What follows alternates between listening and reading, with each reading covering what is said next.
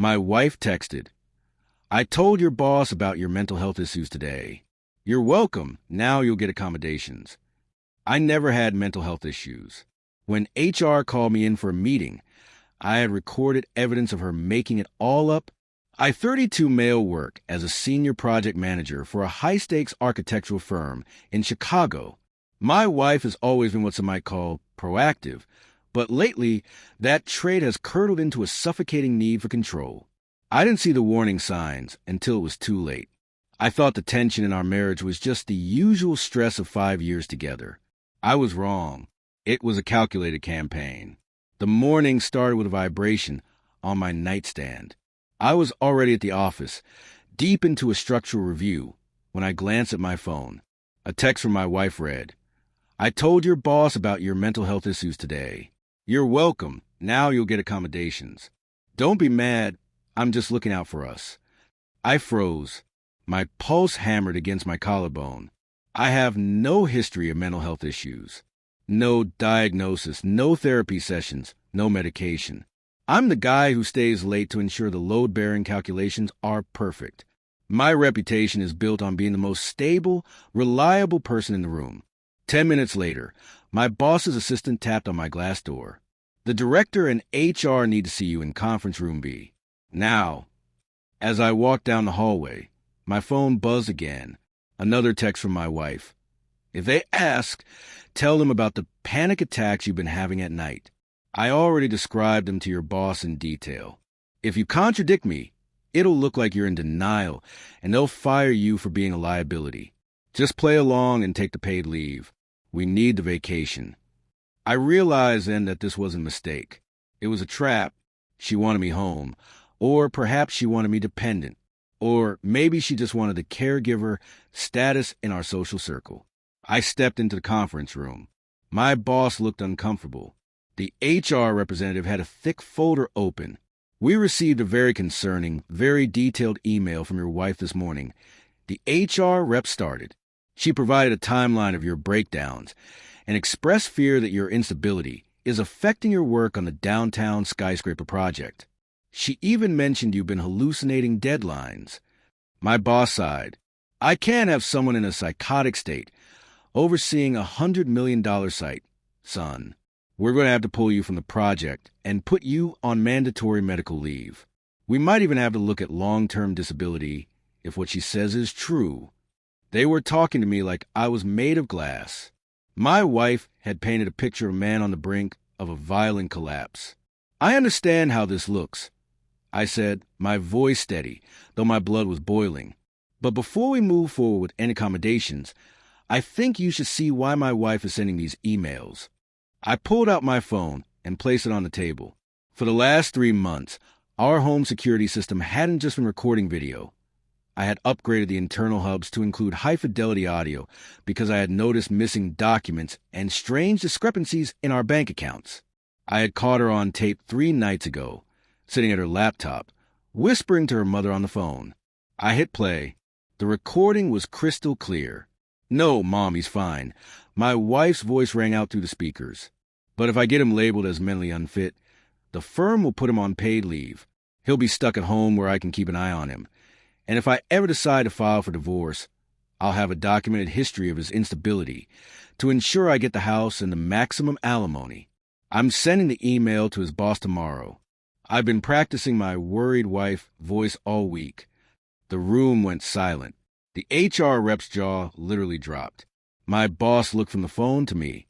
"She's been planning to sabotage your career to gain leverage in divorce?" "It looks that way," I said. "And here are the texts she sent me 10 minutes ago, coaching me on how to lie to you today." I slid the phone across the table. They read the text where she admitted to making it all up for the sake of accommodations and a vacation. The HR rep stood up. "This is a malicious attempt to defraud the company and sabotage an employee. This isn't just an HR matter anymore. This is a legal one." "I know," I said, "and I've already called my lawyer." But that was just the beginning. The entitlement my wife felt wasn't just about my job. As I dug deeper into our shared accounts that afternoon, I realized she had been doing a lot more than just sending emails. When I got home that afternoon, the house felt like a crime scene. My wife was sitting on the sofa, a glass of Chardonnay in one hand, looking smug. She didn't even look up from her tablet. "So," she asked, her voice airy and casual, "how did the meeting go? Did they give you the 3 months of recovery leave?" I was thinking we could do the Amalfi Coast in October. I didn't answer. I went straight to the kitchen and grabbed a folder I'd hidden behind the cookbooks. Inside were bank statements I printed at a local library 2 days prior. "The meeting went exactly how you planned," I said, leaning against the counter, "except for the part where I played the recording of you telling your mother how you were going to ruin my reputation to get the house." She froze. The glass didn't move. She slowly turned her head, her eyes narrowing. "What recording?" "The one from the living room hub. The one where you admitted I'm perfectly fine, and that this was all a play for alimony. HR has it. My boss has it. And as of 20 minutes ago, my attorney has it." Her face transformed. The sweet, worried wife mask didn't just slip, it shattered. She stood up, her face flushed a deep, angry crimson. "You recorded me in my own home? That's illegal. I'll sue you for privacy violations. You've ruined everything. I was trying to get us a break. You ungrateful prick." "Actually," I said, "in this state, as long as one party, me, consents to the recording in common areas of the home for security purposes, it's perfectly admissible, especially when it proves a conspiracy to commit fraud." She stepped toward me, pointing a finger. "Fraud? I'm your wife. I was looking out for your health. You have been stressed. You have been distant. I just gave them the context they needed to help you. You're going to go back there tomorrow and tell them you were confused. You're going to tell them the recording was a joke, a role play we were doing for a script you're writing. If you don't, I will tell everyone you've been abusive." The sheer entitlement of her demand was staggering. She truly believed she could command me to dismantle my own defense to save her from the consequences of her own malice. "I'm not doing that," I said. "Listen to me," she screamed, slamming her glass onto the coffee table. "I have put 5 years into this marriage. I deserve that house. I deserve to be taken care of. If you lose your job because of this recording stunt, I'll make sure the divorce court knows you did it out of spite. I'll tell them you've been gaslighting me for years." Who are they going to believe? The mentally ill architect or the distraught wife? "The evidence," I replied. "They'll believe the evidence." The next morning, things escalated. I woke up to a notification from my bank. She had attempted to wire $50,000, nearly our entire joint savings, to an offshore account in her mother's name. The transfer was flagged and frozen because I had placed a suspicious activity alert on the account an hour after the HR meeting. She was in the kitchen, frantically refreshing her banking app when I walked in. "Why is the money frozen?" she hissed. "Unfreeze it. Now. That's my money, too." "That's our mortgage and tax savings," I said. "And it's staying exactly where it is until a judge decides how to split it." "You think you're so smart," she sneered, her voice dropping to a low, dangerous tone. "I already called your mother. I told her you had a manic episode last night and that you're threatening to kill yourself. She's on her way here with your father. When they see how unstable you're acting, they'll back me up. I'll have you committed for a 72-hour observation, and while you're locked in a ward, I'll have the locks changed and that money moved." I stared at her. This wasn't just a marital spat. This was a tactical strike on my life. She was using my own parents as weapons. The doorbell rang. It was my parents. My mother looked terrified. My father looked grim. "Oh, thank God you're here," my wife wailed, instantly bursting into crocodile tears. She ran to the door, throwing herself into my mother's arms. "He's been pacing all night, talking to people who aren't there. He says he's going to end it all because the firm found out about his problems." My father looked at me, his eyes searching mine. He's a retired cop. He knows what a man in crisis looks like. He also knows what a liar looks like. "Is this true, son?" he asked. I didn't say a word. I simply handed him my tablet. On it was a video from the kitchen camera from 5 minutes ago, the one where she was screaming at me to unfreeze the money and threatening to use my parents to have me committed. My father watched the video. My mother, still holding my sobbing wife, looked over his shoulder. The sobbing stopped abruptly. My wife looked at the tablet, then at my father's face. "Get your things," my father said, his voice like cold iron. He wasn't looking at me.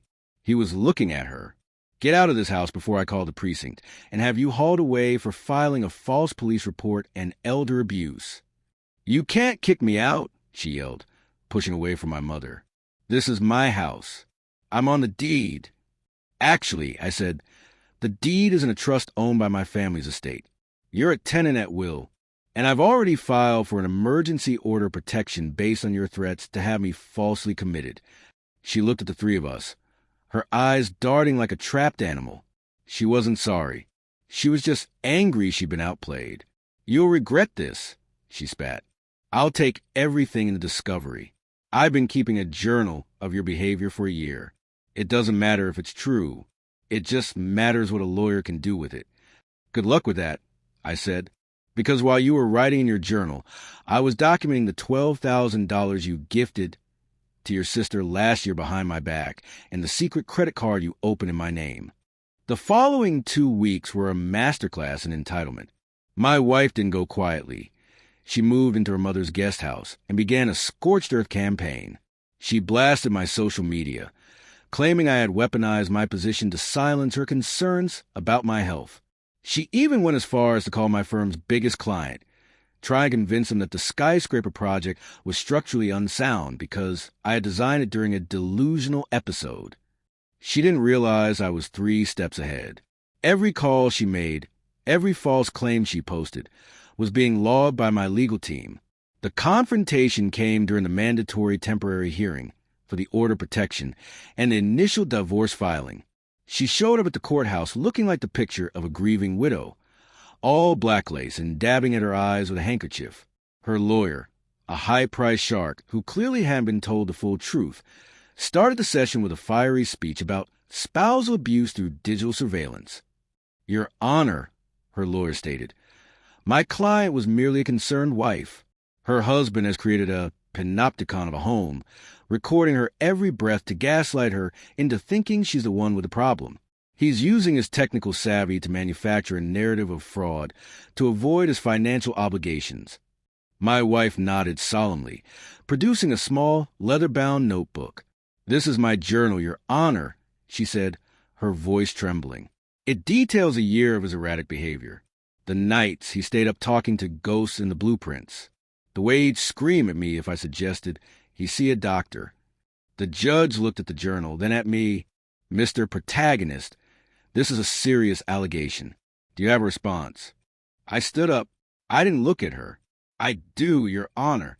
I'd like to submit into evidence a forensic analysis of that journal and a digital audit of my wife's search history from our shared home computer." My wife's lawyer scoffed. "On what grounds?" "On the grounds that the ink used in the first 6 months of that year-long journal is from a pack of pens purchased at a CVS 4 days ago," I said. "And on the grounds that her browser history shows she spent the last weekend Googling how to fake symptoms of husband schizophrenia. And can a wife be sued for reporting mental health issues to an employer?" The color drained from her face. I continued. "Furthermore, we have the metadata from her email to my boss. It wasn't sent from her phone. It was sent from a VPN-masked IP address she set up to make it look like it came from an anonymous whistleblower within my own firm. She wanted to ensure that even if I didn't believe her, my colleagues would be suspicious of me." The judge's expression shifted from neutral to disgusted. "Is this true?" he asked, looking at my wife. "He's lying," she shrieked, dropping the mourning wife act instantly. "He hacked my computer. He's framing me because he's a narcissist who can't handle a woman who knows his secrets." "Ma'am, sit down," the judge warned. "No, I won't sit down," she yelled, leaning over the table toward the judge. "I am entitled to half of that firm's bonus this year. I'm entitled to the house. I took care of him. I dealt with his boring, pathetic life for 5 years, and now he wants to throw me out because I tried to get us a vacation? He owes me." The entitlement was so raw it made the bailiff shift uncomfortably. She wasn't even arguing her innocence anymore. She was arguing her right to the spoils of a war she had started. "Your Honor," My lawyer interjected. We are also filing a countersuit for tortious interference with a contract and defamation per se. Her calls to our clients have already cost the firm $20,000 in emergency auditing fees to prove the integrity of the project designs. We have the recordings of those calls as well. My wife looked at her lawyer, expecting him to save her, but her lawyer was busy closing his briefcase. He knew a sinking ship when he saw one. I'm granting the permanent order of protection, the judge ruled, his voice booming. And given the evidence of premeditated fraud and malicious intent to destroy the respondent's livelihood, I am ordering a full freeze on all marital assets pending a forensic accounting. If 1 cent is missing from that $50,000 you tried to move, I will hold you in contempt immediately. She was let out of the courtroom, screaming about how she would ruin me in the press. But the press doesn't care about a liar with a paper trail. The final blow didn't come in courtroom. It came in the quiet, sterile office of a forensic accountant. While my wife was busy trying to convince her social circle that I was a tech-savvy abuser, the audit revealed the true depth of her entitlement. She hadn't just been planning a divorce. She had been systematically embezzling from our household for over 2 years. She had set up a consulting LLC in her mother's name, and every month, she was invoicing our joint credit card for household management services to the tune of $2,000. When the deposition for the final divorce decree arrived, she sat across from me, her mother by her side. They both looked indignant, as if I were the one trespassing on their time. We're willing to settle for the house and a lump sum of $200,000, her mother said, folding her arms, for the pain and suffering my daughter has endured being surveilled like a prisoner. I didn't even look at them. I looked at the court reporter. Let the record show that the petitioner's mother is an officer of Maple Leaf Consulting, the shell company used to siphon $48,000 from our marital estate. My wife's eyes widened. Her mother turned pale. I'm not paying you a dime, I said, my voice low and steady. In fact, because this constitutes financial fraud and domestic economic abuse under state law, my filing includes a demand for the full return of those funds, plus legal fees. And if you don't sign this agreement, where you walk away with nothing but your personal belongings and a waiver of all alimony, I'm handing this file to the district attorney for a criminal referral. You wouldn't, my wife whispered. That would put my mother in jail. She should have thought about that before she helped you try to get me fired. I replied, you tried to take away my career, my reputation, and my sanity. You wanted to label me unstable so you could live off the ruins of my life. This is the consequence. She looked at the papers. She looked at the evidence of her own greed stacked in a 3-inch binder. She signed. The aftermath was swift. The firm gave me a formal apology and promotion for maintaining professional integrity under extreme personal duress. My wife's mother had to sell her guest house to pay back the embezzled funds to avoid the criminal charges I had held over their heads. My wife moved into a cramped studio apartment on the far side of the city. Last I heard, she was working as a receptionist, complaining to anyone who would listen about her evil ex-husband who hacked her life. But without my paycheck to fund her lifestyle or my reputation to shield her, her audience has grown very small. Betrayal is a strange thing. It leaves you feeling like the floor is made of glass. But when someone tries to use your mind as a weapon against you, the only way to win is to show them exactly how sharp your mind actually is. I lost a wife, but I gained a life that belongs entirely to me.